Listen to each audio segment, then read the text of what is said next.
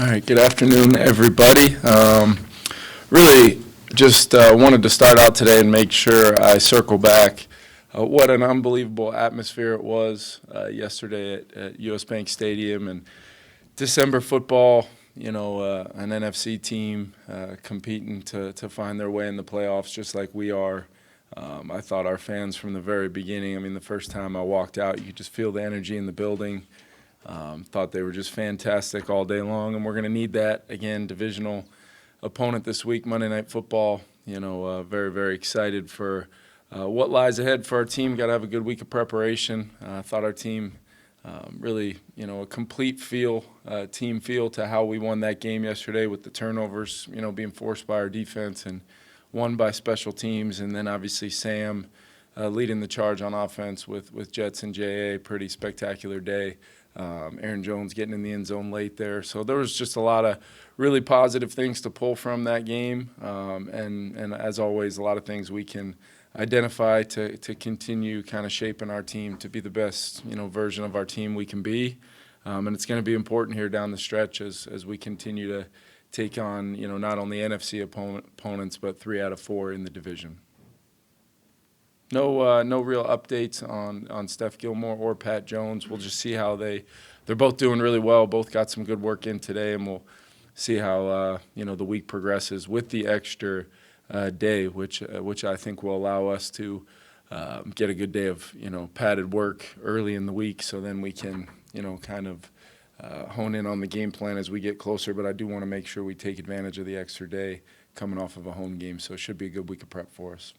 Kevin, was there anything that stood out to you when you reviewed the tape from Sam's day that maybe you didn't see or realize in real time? Couple throws that, from my vantage point, maybe looked a little bit, more clean or easier than they probably actually were, and it just the pitch and catch feel between, really, Sam and Justin and Jordan was pretty spectacular. There was some high level stuff going on in rhythm, some kind of sneaky hidden plays here and there to either convert third downs, which we were pretty good on throughout the day, or even on, I know we didn't end up converting the field goal, but we set ourselves back on the first drive of the second half and end up getting a 15-yarder to Justin. Sam kind of protects him with the throw. Justin's right where we need him to be, and we at least gave Will a swing at that thing. So just little things like that, which is all good football when you think about all of those things transpired and that kind of production happened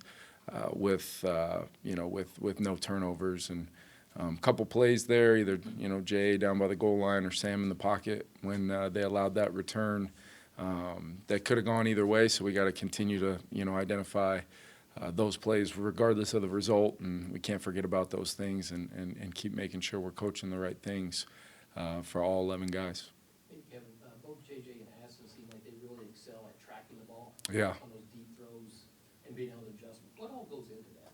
I think it's I would love to sit here and say that it's it's something you can coach up, and you do. Keenan does a great job drilling different things, but I think ball tracking from a receiver, especially down the field, that is a natural gifted thing that just, things are happening so fast, guys are moving so fast to be able to, the real elite ones, like I think both those guys are, and when it comes to that, they're tracking the laces of the ball, the revolution. The way the game slows down when the ball's in the air, the way they're able to track and understand exactly how to either pace themselves down, and like Jordan did on his first touchdown, and come back and get the football, play through contact, like he did on, his long kind of post he had in the second half. And Justin's clearly, thinking back to some of the plays he's made down the field over the last, almost 3 years now. I think it's something that those guys are really special for, and it's something that I've always looked at. I can remember, a guy that always comes to mind is Deshaun Jackson. When, I was coaching against him in the division when I was in the NFC East for that, a couple years there. I just remember being like, that's the trait. Not only a guy that can fly, but a guy that can track the ball and really effortlessly make something that's very, very difficult look easy. And there's been great examples of it, but I think we got 2 of them right here in our building for sure. Kevin, kind of to that extent on the other side of the ball, ball. How much of what Byron Murphy does tracking the ball is something you can teach a corner, or how unique is that at that position? Yeah, I always joke with those guys. Most of the time, that room is filled with former, high school receivers that think that they could easily do what Jets and JA do. So I make sure to never miss an op to let them know that there's a reason why they're in the DB room. But Murph is one of those guys that I think has a really plus ball skills, and it matters when you think about some of the interceptions he's had. Yesterday is a great example. To be able to track that receiver and essentially catch it one-handed. Would have loved for him not to be at the yard and a half from the goal line when he did it, but it's definitely something that makes him somebody you cannot just throw the ball up for grabs. He got us one time my last year in LA. We actually were trying to throw a deep ball to Deshaun Jackson, I believe at the time. And he tracked it as if he was, the receiver with an elite ball tracker like Deshaun going for it as well. Always stuck with me, his ability to make a play on the football, and it's been huge 6 times this year.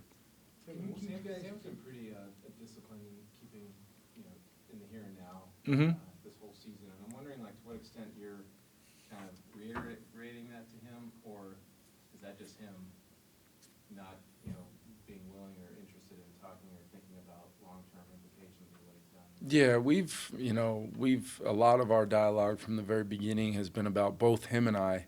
I've kind of equated it to, there's things that I'm trying to improve on in my role here that I'm going to be doing on a daily basis, and really, trying to be at my best for the organization, and let's do this together. And I know you're going to be on that same journey as a quarterback.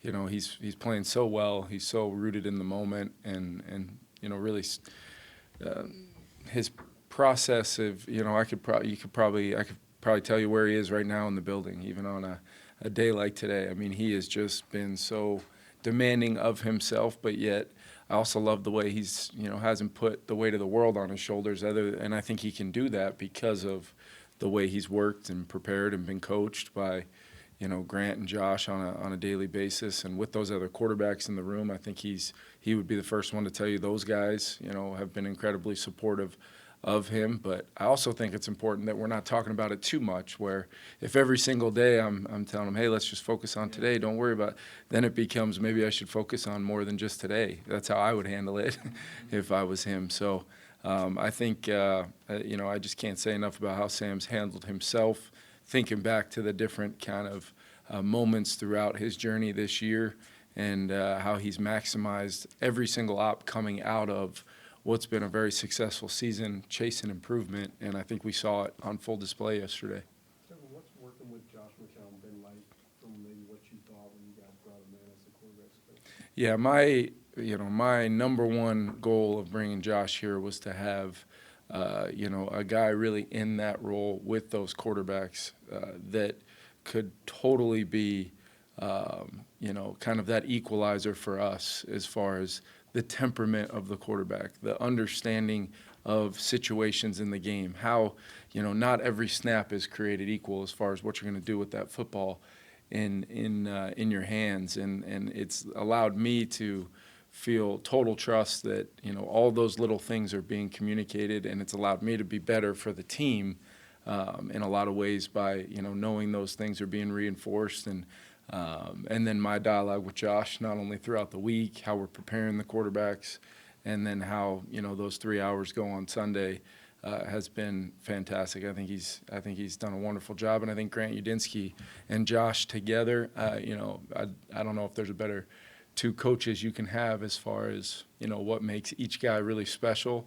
working together, and how close they are, and how, I think it's Josh's leadership running the room, and I think it's Grant's ownership of information and the work he puts in that gives these quarterbacks high levels of readiness to go play.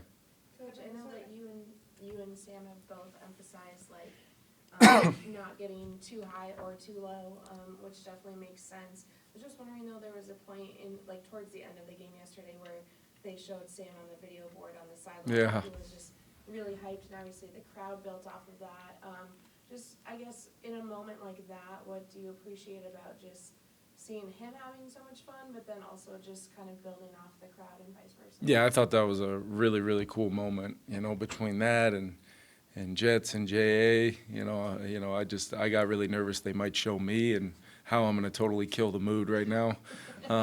So I thought it was a really cool moment, and just once again, that's what I'm kind of connecting with our fans. Like it's the best venue in sports. It's an unbelievable place, but like I guess you would call it like intimacy of our fan base and our players. Like we really value that, and you felt it in that moment. And the never too high or too low thing, that's when he's between the white lines. That's when but shoot, on the sideline after that kind of performance, I'm just glad he had a towel to wave, because I don't know what he would have done if he didn't have a prop there. But really, it was a really special, cool moment for sure. Again, with Gabe Murphy, I was curious, what did you guys see from him right away to Yeah. play in such a big role? Yeah, I think he's just a little different from a standpoint of, you saw him inside a little bit more. You saw him in some different spots. He's really versatile. We've kind of framed his role in many ways, after Andrew Van Ginkel's role, where, you can see DT and, is a little bit more in that Jonathan Grenard, framework, but all those guys are so versatile. When you just, Pat Jones has been a huge part of our team. So when you can prepare Gabe to maybe assume a little bit more of even that role, splitting some of those duties with DT, keeping all those guys fresh, I think it was really a performance I've been waiting for, just because it's been a long road for Gabe, coming off of a really impactful training camp.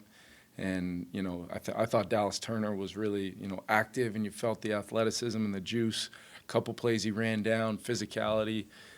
So I was really encouraged by both those guys yesterday. Kevin, where does Jordan become, where do you think Jordan has come the furthest as far as becoming a complete receiver? Yeah, I think first and foremost, just he's not the biggest guy in the world, but he's really learned, how to play bigger, play stronger, play through contact, because that's what this league seems to be. That beyond 5-yard contact rule.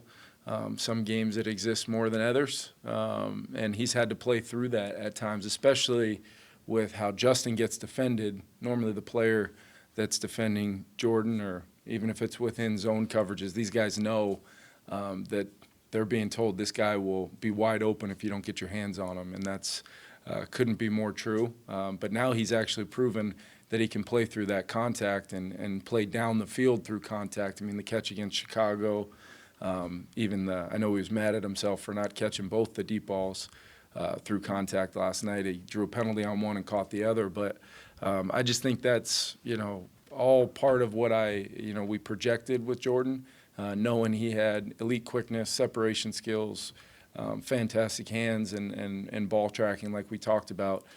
As he's gotten stronger, he's put a lot of work in, and it's showing up with his play style, even how he blocks. I mean, he's even on the 98-yard drive, they brought a safety pressure. He had kind of over-motioned on a play, and he's able to still, I think it was either Simmons or Bates, gets him blocked, and Cam bounces it and runs for, a first down. And that's, a guy that's, those two safeties are two of the better safeties in football, both in the run and pass. And Jordan's getting the job done. So it shows up all over the tape for Jordan. Kevin, going back to that moment with Sam, just like, what's it been like for you to watch the fan base really embrace him? Yeah, it's been awesome. It's been, there was clearly going to be, when we brought Sam here, some enthusiasm of what he could become, and we were certainly confident in that if we just, coached as hard as we could and poured into the player, knowing that he's talented, knowing that he's athletic, he's smart, he's got a great way about him.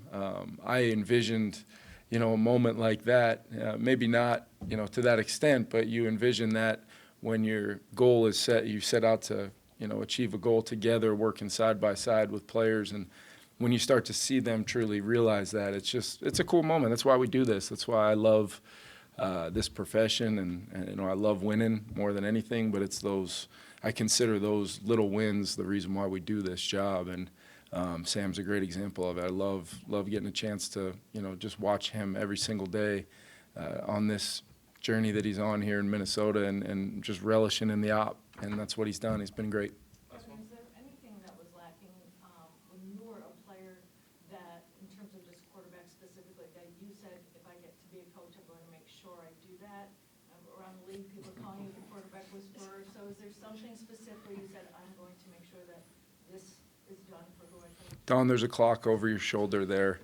So we may, I don't know if you guys have enough time for that answer, but here's what I do know. I just think that, throughout my own personal journey, I just tried to always be hyper aware of whether it was something I was able to do or not, learning the right way to do things, learning, taking stock in what helped not only make my job easier to attempt to do something that's really difficult, but watch other guys do it and watch them go through their journeys and try to support them.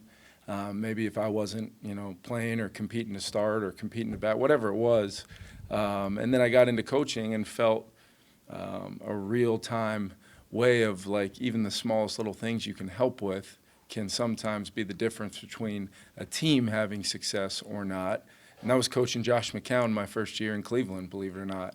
And having him as a player who was older than me at the time tell me, like, dude, you're really helping me. This is awesome. Coach, I want you to coach me hard.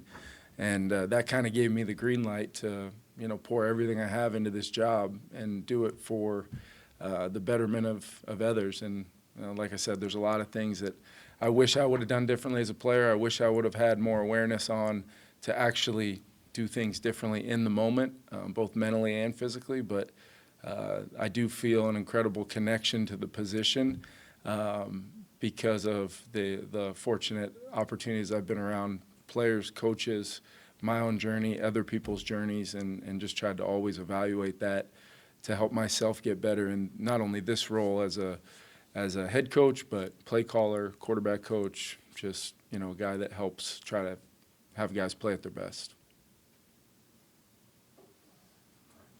Thank you.